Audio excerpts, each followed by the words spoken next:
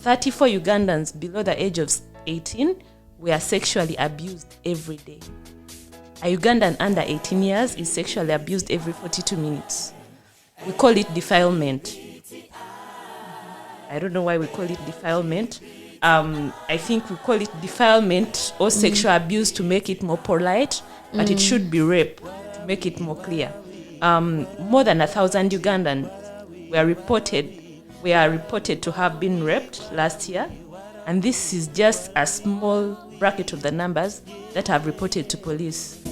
We are the children of the rainbow flag.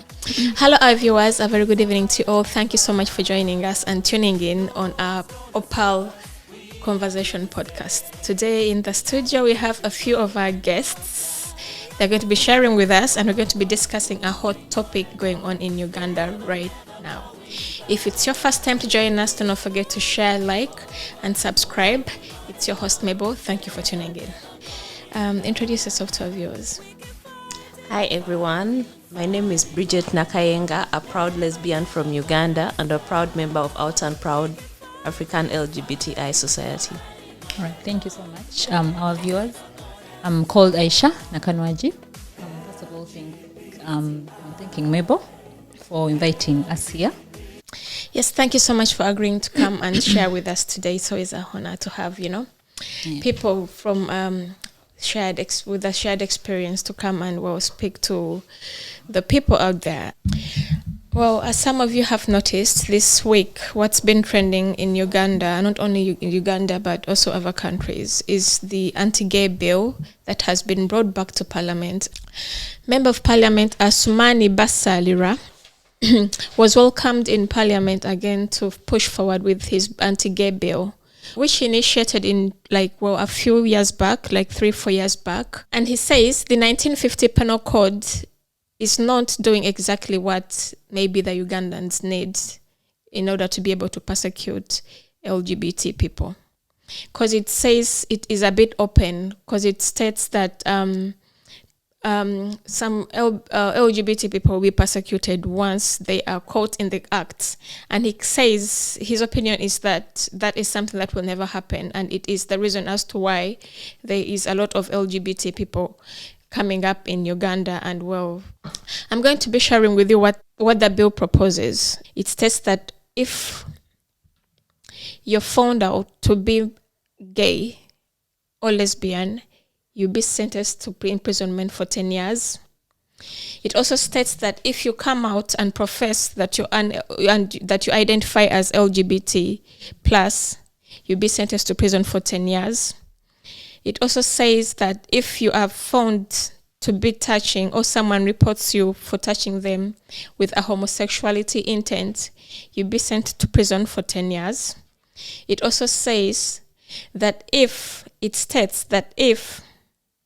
you claim to be married to someone of the same sex, you still face 10 years of prison. It goes ahead and says, if you're providing premises, say accommodation to people who are of the LGBTI plus community, you face 1 to 7 years of imprisonment. It goes ahead and says that people who advocate and fund the LGBT plus community will face up to 5 years in prison. It also states that if you're found to be, say you've come to a foreign country, you've visited England, like how some of our friends come to visit, and they come to socialize with us. If you go back home to Uganda, you'll be penalized or put to prison. This bill has not only been a big controversy, and it's not spreading only internally in Uganda, but also other African countries as well. As you've had Kenya recently, the Supreme Court agreed to have LGBT organization register, but then the president came out and said he's not going to accept LGBT people among the society or among the community, and they're not going to accept homosexuality in their country. So it's also going to be a big controversy, and not only Kenya, but also in Ghana. and also Burundi. Yes, there's been a lot happening, especially this week, where there's been protests from religious leaders and people calling out to students and schools and teachers to look out for rich kids because they believe the LGBT community is targeting the poor kids or the poor students, like people who are poor. So they are turning it into, they're just trying to make all efforts to make sure the community contributes to such criminalizing of LGBTI community. What do you have to share with us? What's your opinion on this, Aisha? My opinion on all this, I don't accept what is going on, not only in Uganda but the rest of Africa. I quoted one of the education experts. He's called Busobozi Godfrey. He said that we should accept that the changing times. We are in an era of internet. He says that whatever was not known then is becoming known. So my opinion on this is our society should accept the LGBT Q people, that is us. It's not by choice, but it's who we are, Yeah, because they keep basing this more around our cultural values as African people or our morals. But then who came up with these morals in the first place? Because LGBT people have always existed as part of communities, just that people were not, before the governments or before the parliament makes this an issue and tries to criminalize it and paints being LGBT a certain way. The communities do not have any issue with people who are LGBT. But if the people in high positions, say the church and the members of parliament, come out and start going on around with this madness, it instigates all the violence and, all the negativity that we're receiving right now. Yes. What's your opinion on this, Bridget? Well, I believe that our legislators need to know that some Ugandans are gay and there's nothing they can do about it. Yeah, so there's really nothing they can do about our status. I also believe Uganda has a big sex crime problem, but we are just being used as scapegoats. Basing on the police statistics, I'll read out a small debrief about the police statistics for the last 3 years. We note that 34 Ugandans below the age of 18 were sexually abused every day. A Ugandan under 18 years is sexually abused every 42 minutes. We call it defilement. I don't know why we call it defilement. I think we call it defilement or sexual abuse to make it more polite, but it should be rape to make it more clear. More than 1,000 Ugandans were reported to have been raped last year, and this is just a small bracket of the numbers that have reported to police. Some people are shy about these sexual matters and they don't report to police. There are over 12,000 defilement cases that were reported, and most of these sexual assault cases in Uganda are all heterosexual cases. These are men preying on young girls. They are spoiling their future. Why don't the Christian and Muslim communities come out to condemn this? We see so many of these so-called religious leaders engaging in these bad sexual acts, but people don't come out to publicly condemn them. Well, one of our own archbishops, former bishop of the Anglican Church, Bishop Tagali, was involved in a sexual scandal, which was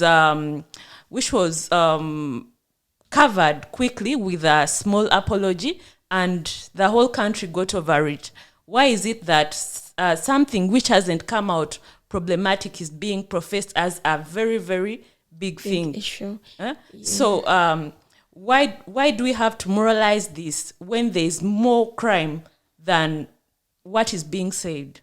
Yes, you're right on that point, because, well, they kind of are ignoring what really is going wrong in society and in the communities, and they're just trying to put us on the, well, on the block, on the chop block, like they want us our heads block chopped off, not only by community. And they, because I was watching the news of the protest, of the Muslim protests, and there was a lot of students, primary school students and senior secondary school students, and you just think, what message, what are they putting in their heads? What are they putting in their heads? Because everything that all the comments that were being said were very violent. They're instigating violence, not only in the community, but in the young generation as well, you know?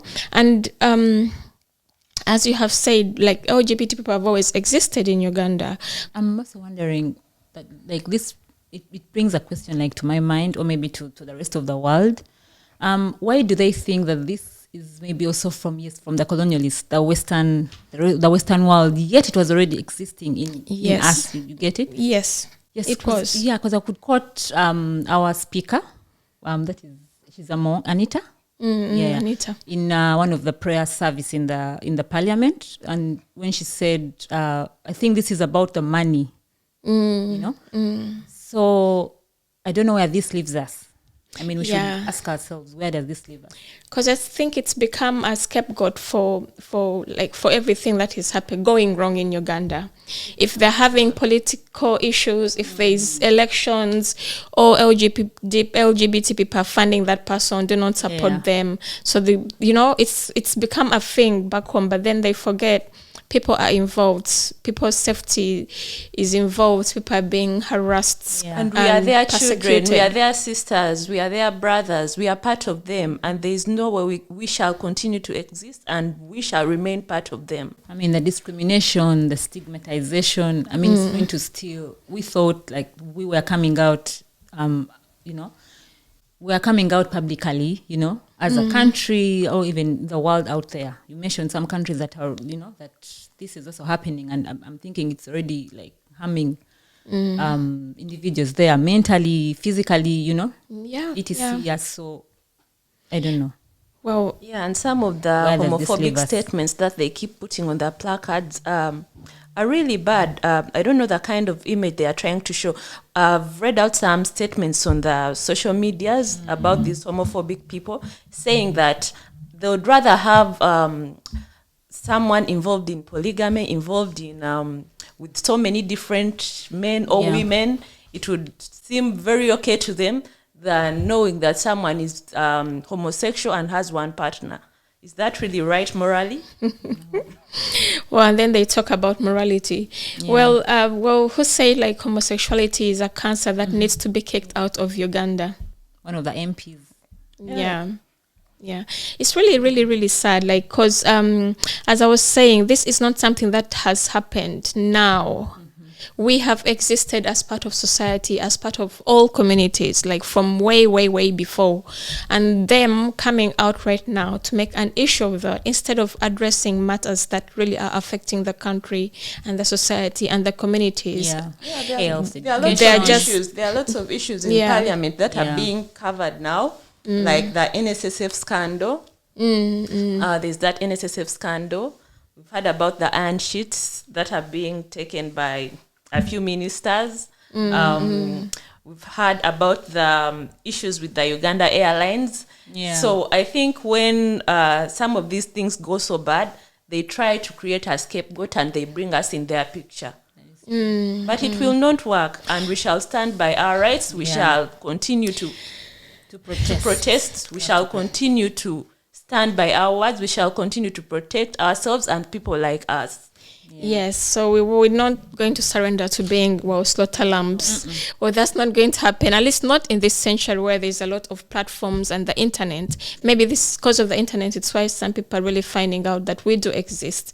Honestly, I would say there is a lot of ignorance as well. But if you try to open up that bit of ignorance with something, with a poison, That is what goes wrong. That is where things go wrong. That is why you find people being killed. So you can only imagine if a family member can treat you a certain way because of the person you are, yet you would expect them to know you better or at least try to understand. Then what will happen to someone who does not know you? And these the same family members that we have are the ones who want to keep us in close heterosexual abuser relationships. They would rather have you in a heterosexual relationship where you're being abused emotionally, physically, and then they'll tell you, hold on there, keep praying. Now, like for instance, some of us who come from like the Muslim fraternity families, it's so bad. Like it's null and void. The fact that now the Islamic leaders, I mean, they're protesting to have like a life imprisonment or even death or something. Yes, I had for Muslims, they it's suggested so bad for when us. someone is caught or known to be an LGBT person, they should just be killed on the spot. Yes. So just imagine all these things coming up right now. Uganda is, well, I don't know. I just don't feel like we're going anywhere. We're just going to be there. We're just going to be there because instead of addressing matters like, well, they are just wasting time, in my opinion. Because it's like let's say we turn the tables. Let's say we turn the tables one morning and someone goes into parliament and says, from today henceforth, no straight person, no man is allowed to marry. Oh my. Marrying is actually taken from. that's- No man is allowed to be with a woman, or no woman is allowed to be with a man. What do you think will happen to society? Oh my God. That is something. I can't even imagine what would happen because that is something that you cannot imagine because it can't. does not exist. It's the same as them Taking away our rights. trying because they can't.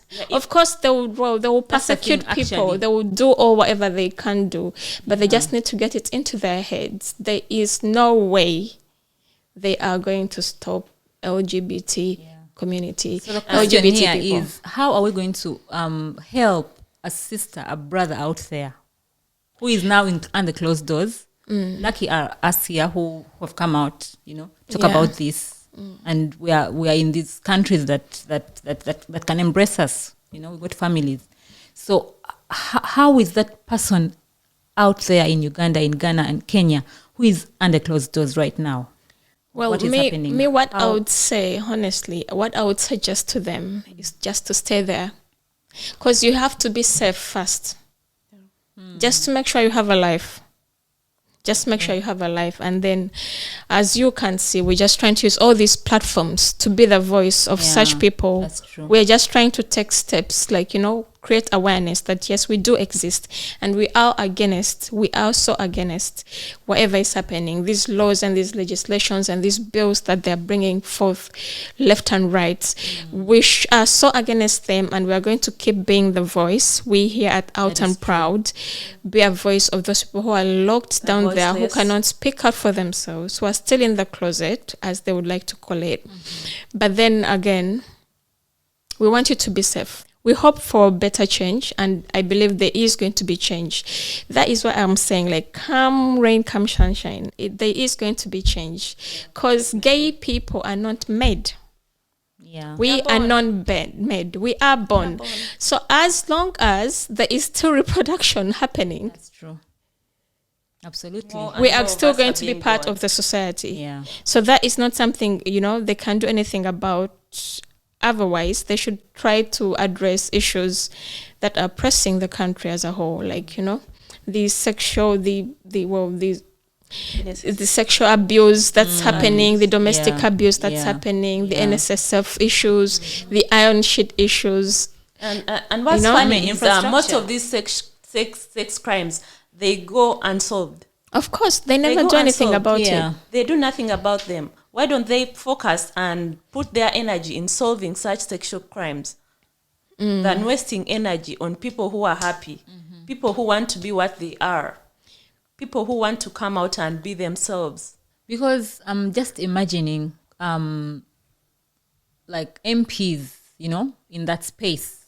I don't think 100% of those leaders are straight, I must say. But the fact that the speaker came out and said they will have to pick by hands those who are supporting the gays and those who are straight. So why does this leave the world, really? So this is us bringing us back, like, to the, back to closed doors. I mean, no one will come out and say, I'm this.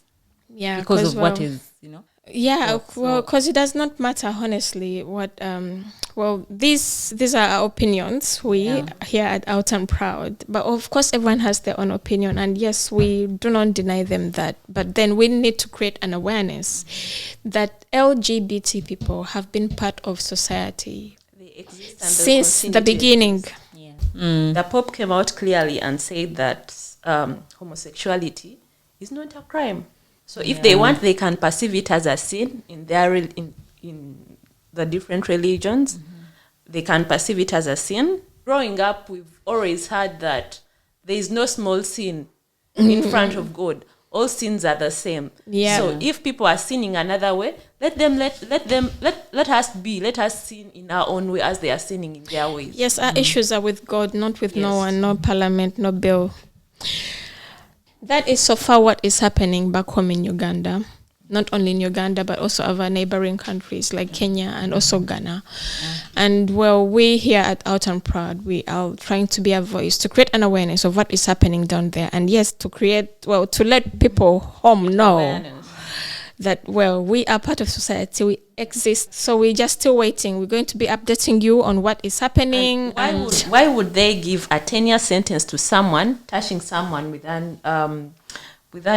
intent, homosexuality intent? Yeah. Well, but how would you know? They protect someone who touches, they protect a man who touches a 12-year-old. Thank you. There is no law made against them. Why would they? Yes. Thank you so much for sharing your opinions with us, Bridget and Aisha. And we spoke about what is happening in Parliament, what the community is up to right now, and what is happening back home in Uganda.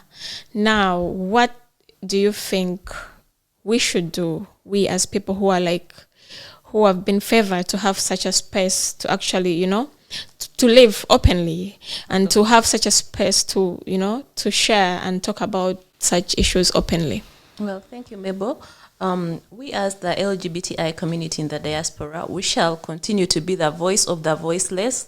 We shall continue to condemn the acts of our parliament, the acts of our leaders back home, the acts of all the homophobic people who speak against us, the acts of all the evil people who are hiding and committing other sexual crimes and pretending to cover them up with what we do, with our rights, with what we are doing and what we enjoy to do. We shall continue to condemn such people, and we shall continue to expose them to the whole world for everyone to know the evils that they are doing. Yes, what's your opinion, Aisha? All right, thank you, Mabel. Thank you, our viewers.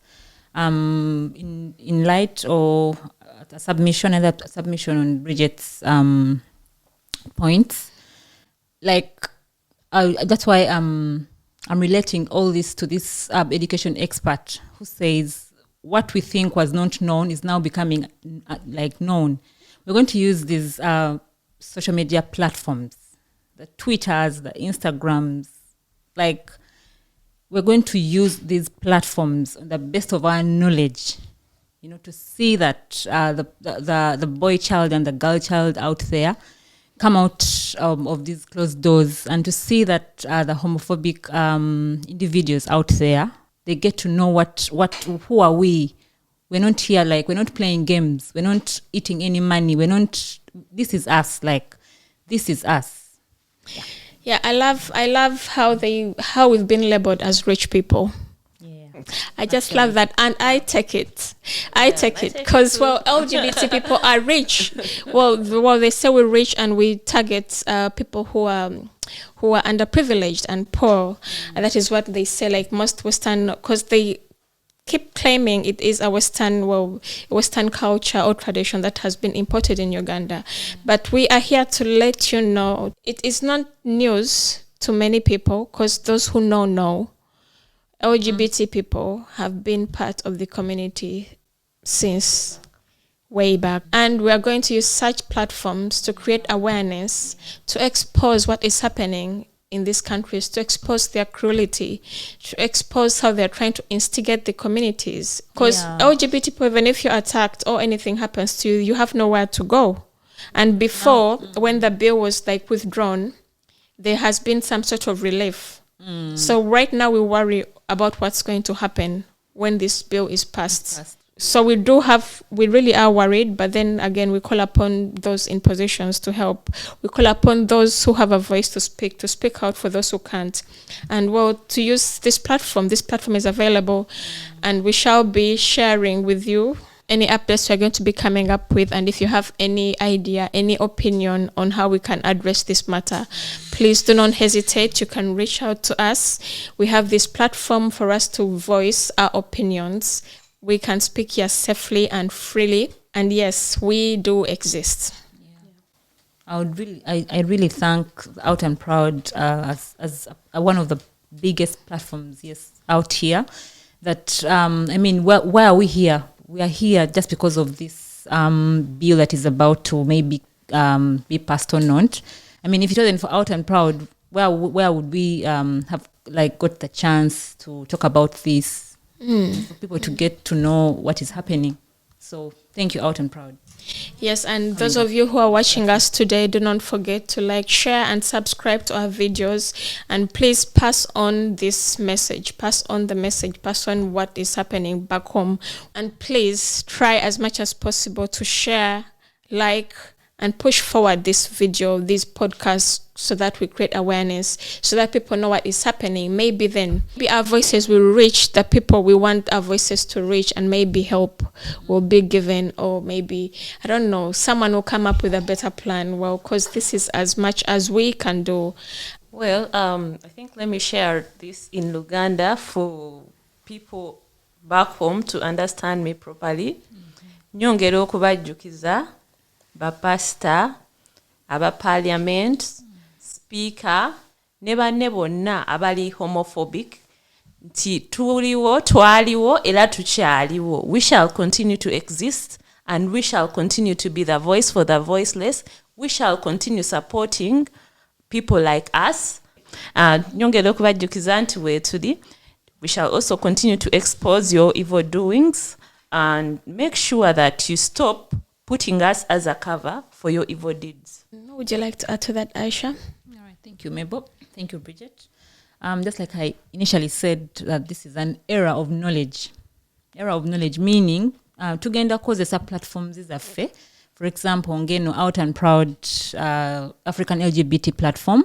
Nti ensonga eyatuleese wano kweno platform kwe kubeera nga to creating awareness ku bantu abali e Uganda, e Kenya, e Ghana, all over the world abeekwese right now kuba kati tetumanyi kyendowooza nali nkiyiseemu naye kati right now abantu baliyo beekwese yet tebaliyo nti because of money nga abantu the leaders balowooza nti bino ebintu bijja mu western countries nti batusasula tubeere ekyo kyetuli yet si bwe kiri.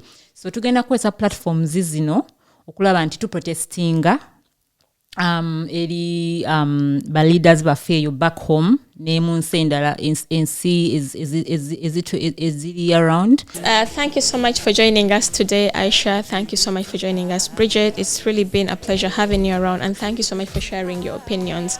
And I hope you've been a voice to someone out there who really needs to hear from you, and maybe a hope to someone out there who's in the closet and in fear. And then yet we hope and pray that this bill does not go through. We hope and pray it's thrown, flushed down somewhere, so that it does not come out to hurt us in any way. And yes, thank you so much for joining us. Thank you so much for tuning in. And if it is your first time, do not forget to like, share, and subscribe. We always tuned in on Fridays. And if you'd like to share with us, if you would like to use this platform, you are free to join us. Go on our social media platforms and reach out, and we shall give you the platform, and we are welcoming your opinions and your advice. Thank you so much. Have a lovely weekend.